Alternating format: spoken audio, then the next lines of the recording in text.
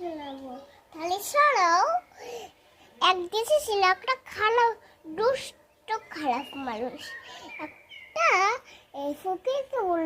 একটা ফকির বলল সে হলো আমাকে কোনো পয়সা দাও না। ওই খারাপ মানুষটা বলল সে তোকে কেন পয়সা দেবো, আমার সুখের সামনে দোল হয়ে যেত। এখন ওই খারাপ মানুষটা জাহান্নামে ছিল।